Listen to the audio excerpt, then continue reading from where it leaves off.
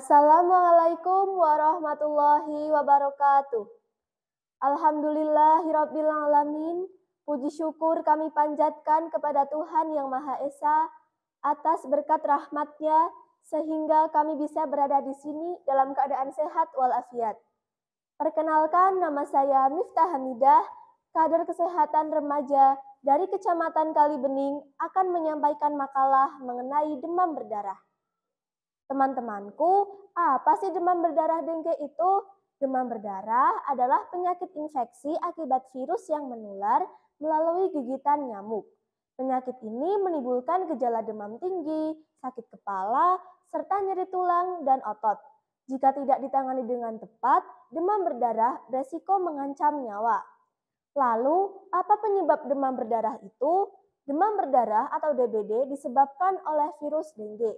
Seseorang bisa terjangkit demam berdarah jika digigit oleh nyamuk Aedes aegypti atau Aedes albopictus yang telah terinfeksi oleh virus dengue terlebih dahulu. Nyamuk demam berdarah biasanya aktif dan menggigit pada pagi dan sore hari.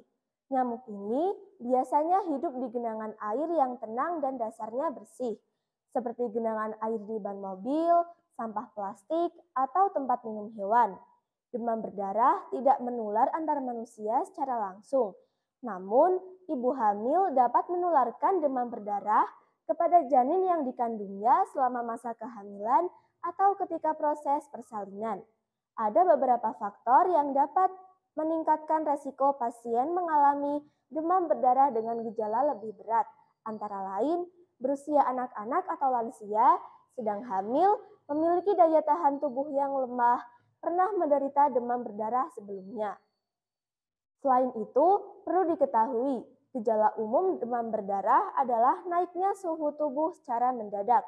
Pada anak-anak, fase demam pada DBD berbentuk seperti pelana kuda, yaitu turun selama beberapa hari, kemudian naik lagi. Demam pada DBD umumnya berlangsung selama 3 hari. Demam bisa mencapai suhu 39 derajat Celcius sampai 40 derajat Celcius dan sulit turun walaupun pasien telah mengkonsumsi obat penurun panas. Selain demam, ada beberapa gejala lain yang dapat menyertainya, yaitu lemas, sakit kepala hebat, nyeri di belakang mata, sakit otot dan sendi, hilang nafsu makan, mual dan muntah, ruam kemerahan yang timbul atau tidak timbul. Selanjutnya, demam akan turun dan pasien merasa lebih baik. Namun, pada fase ini, trombosit justru sedang turun drastis dan terjadi kebocoran pada pembuluh darah.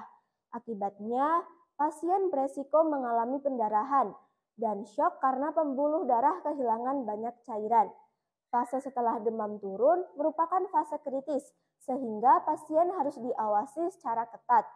Tanda bahaya yang perlu diawasi pada fase antara ini adalah nyeri perut yang berat, muntah-muntah tak kunjung berhenti, lemas setelah sudah merasa membaik, gelisah, gusi berdarah atau mimisan, muntah berdarah, buang air besar berdarah, jantung berdebar, napas cepat, kulit dingin, pucat, dan basah.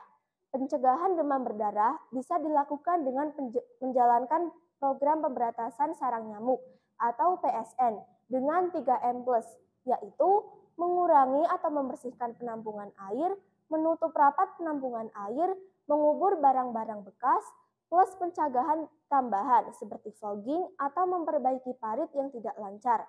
PSN 3M+ ini harus dilakukan secara berkala untuk menciptakan lingkungan yang bersih dan terbebas dari nyamuk demam berdarah. Ingat demam berdarah, ingat 3M+. Demikian yang dapat kami sampaikan, kurang lebihnya mohon maaf. Wabillahi taufiq wal hidayah. Wassalamualaikum warahmatullahi wabarakatuh.